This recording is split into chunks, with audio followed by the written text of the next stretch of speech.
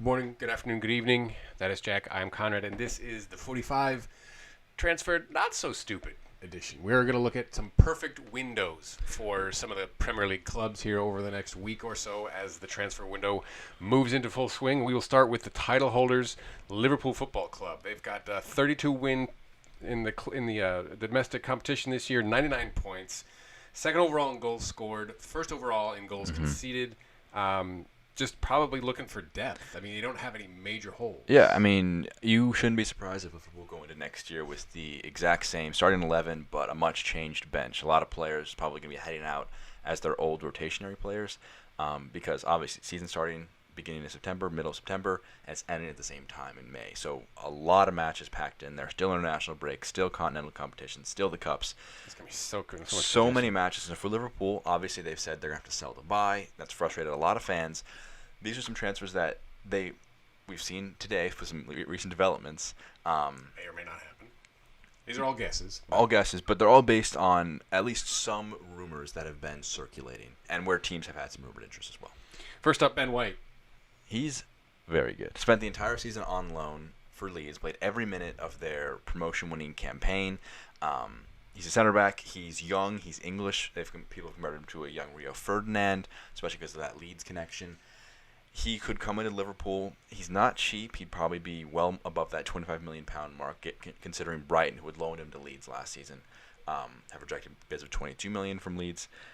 So he's going to be not too cheap, but he could come in and almost push for a starting spot in your team, which would be very good. Because Joe Gomez, as good as he is, I think could use some real consistent fire behind him. Because Matip, very good. Injuries, you could argue he's a top 5 center back in the Premier League when he's fit. That's the big qualifier. Certainly a massive upgrade over outgoing Dan Lovren going to Zenit for £10 million. Younger, possibly better already. He's a good passer. He fits. Lovren was always a bit of a liability for Liverpool. He was a great servant, but I think this would be a very good swap for Liverpool fans. They would be happy to see that one. Next up, Kostas Tsimikas. This is the exact same kind of deal that we saw with Fabinho, with Minamino, where there's just nothing about this link until what's about to happen. So this morning we were talking about Jamal Lewis as the left back option for Liverpool from Norwich, £15 million. Probably was going to be around that mark. Liverpool decided no, that's too high for their valuation of him, and then he's possibly having a medical next week out of nowhere. From Olympiacos, he's a left back. He's got Europa League experience from this season's campaign. He's 24, much like Robertson. He's not too glamorous. He's good defensively. He's a good dribbler. And I think he's going to be a backup. He'll have some competition for Robertson, as we saw at the end of the season, especially in that Manchester City game where Liverpool were a bit hungover after winning the title. Robertson was one of the worst players in that match. So having a guy who could reliably be his backup next season, like Kostas, as good as James Milner is, as good as Nico Williams is as a youngster, they're both right-footed. They're both playing at left back. Milner, he's now got 2 different teams that he's won a title with. He's been fantastic for Liverpool. Don't imagine he's going to have a big role moving forward. And then Thiago. This would be huge. Especially at that number. Yes. So his value has gone down and down because I think he wants out of Bayern. Bayern recognizes that he's 29. He's definitely injury prone. It's not safe. So what he would offer Liverpool is a different option, a world-class midfield option.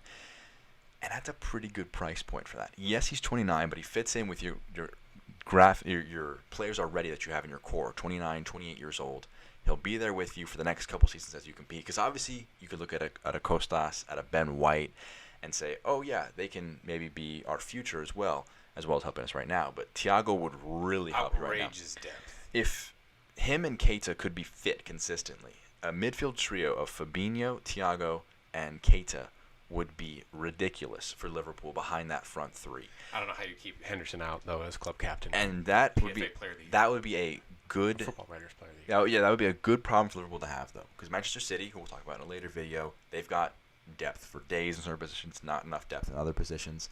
But having Thiago would really give Liverpool a lot of comfort in a position that they could really use some even bigger bolstering. Outrageous. He'd be a great transfer, especially, as you mentioned, at that price point. Well, that's the perfect window for Liverpool. Ben White, Kostas, and Thiago.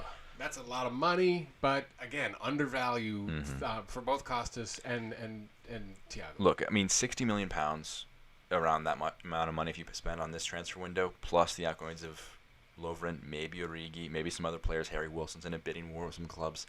You're getting pretty close to £0 net spend. And for considering the financial times you're in, to make that kind of improvement to your depth, not so stupid. Yeah, not so stupid. That would be good business for Liverpool indeed.